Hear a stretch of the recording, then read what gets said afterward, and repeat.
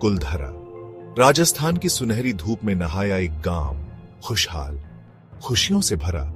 इसके लोग, पालीवाल ब्राह्मण, अपनी ईमानदारी और मेहनत के लिए जाने जाते थे।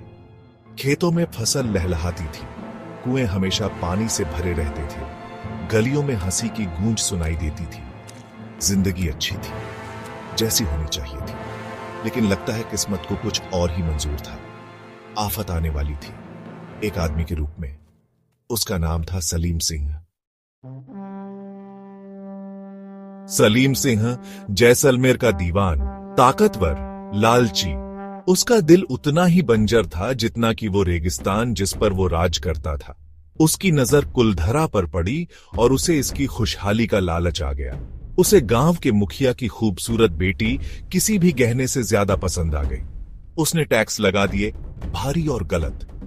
गांव वाले परेशान तो हुए, लेकिन बोझ सहते रहे। वो धैर्यवान थे, उन्हें उम्मीद थी।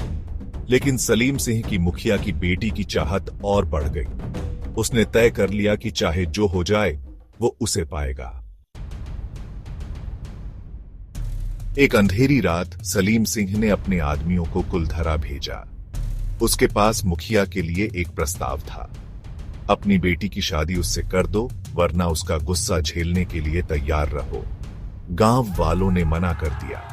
उनकी बेटी किसी जालिम की हवस का शिकार नहीं बनेगी। उन्होंने अपनी सुरक्षा से बढ़कर अपनी आन, अपनी इज्जत को चुना। उस रात उन्होंने कुलधरा छोड़ दिया। हर एक शख्स, वे अपने राज अपने साथ लेकर रेगिस्तान में गायब हो गए। जाने से पहले गांव वालों ने कुलधरा को श्राप दिया, यहां फिर कभी कोई खुशहाल नहीं होगा। यह उजाड़ रहेगा, उनकी यादों का भूत यहां रहेगा। और ऐसा ही हुआ। कुलधरा वीरान पड़ा है, टूटता हुआ, एक भूतिया गांव। हवा इसकी खाली गलियों से गुजरती है, अतीत की गूंज लेकर। कुछ कहते हैं कि उन्हें गांव वालों की चीखें सुनाई देती हैं, दूसरों को उनके भागते कदमों की आहट। सच्चाई जो भी हो, एक बात तो साफ है, कुलधरा गम की जगह है, फुसफुसाहटों की जगह, हमेशा के लिए श्रापित जगह।